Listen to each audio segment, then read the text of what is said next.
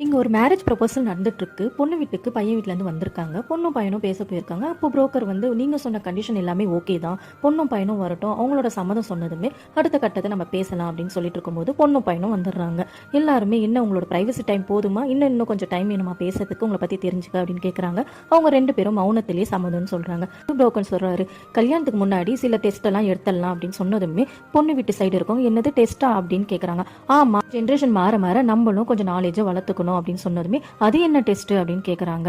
கல்யாணத்துக்கு முன்னாடியே பொண்ணுக்கும் பையனுக்கும் பிளட் டெஸ்ட் எல்லாம் எடுத்துட்டா அவங்களோட ஃபியூச்சருக்கு எந்த பிரச்சனையும் இல்லாம அவங்க லைஃப் நல்லா இருக்கும் அப்படின்றாங்க.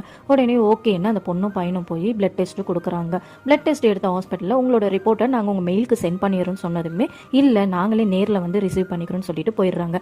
நெக்ஸ்ட் டே அந்த பொண்ணு ரிப்போர்ட் வாங்குறதுக்காக ஹாஸ்பிட்டல் போறாங்க. ரிசப்ஷன்ல எவ்ரிதிங் ஓகே அப்படின்னு கேக்குறாங்க. சாரி மேம், நாட் ஓகே, நீங்க கைனகாலஜிஸ்ட் பார்க்கறது நல்லது அப்படின்னு சொல்லி கொடுக்குறாங்க. அந்த பொண்ணுக்கு என்னன்னே புரியாம உடனே அவங்களுக்கு தெரிஞ்ச டாக்டருக்கு கால் பண்ணி மேம் உங்களுக்கு ஒரு ரிப்போர்ட் அனுப்புறேன், அது செக் பண்ணிட்டு சொல்லுங்கன்னு அவங்க மேம் அந்த டாக்டரும் ஓகே லைன்ல வெயிட் பண்ணுமான்னு சொல்லி செக் பண்றாங்க.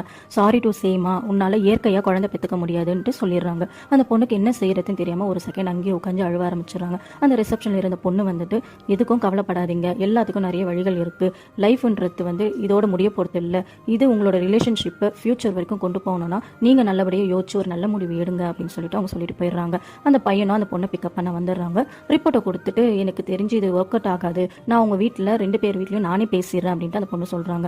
உடனே அந்த பையன் ஒரு செகண்ட் யோசிக்காம இதெல்லாம் பத்தி நீ ஏன் கவலைப்படுற, ஏன் இயற்கையா குழந்தை பெற்றுக்க முடியலன்னா என்ன, இதுக்காக எவ்வளோ வழிகள் இருக்கு, அதுக்கு மூலயமா நம்ம பார்த்துக்கலாம், நம்மளுக்குள்ள இருக்கிற லவ் எப்பவுமே இருந்தா போதும், அந்த ரிலேஷன்ஷிப் என்னைக்குமே ஸ்ட்ராங்கா இருக்கும் அப்படின்னு சொல்றாரு. ஒரு ஹஸ்பண்ட் அண்ட் ஒய்ஃப்குள்ள லவ் அண்ட் அண்டர்ஸ்டாண்டிங் தாங்க மெயின் திங்கே. அது இருந்துட்டு அந்த ரிலேஷன்ஷிப்பே அவ்வளோ ஸ்ட்ராங்கா இருக்குங்க. குழந்தைன்றது முக்கியமானது தான், இல்லைன்னு சொல்லல. அந்த லவ் இருந்தாதான் அந்த குழந்தையே வரும்ன்றது சில கப்பிள்ஸ் புரிஞ்சுக்கவே மாட்டாங்க.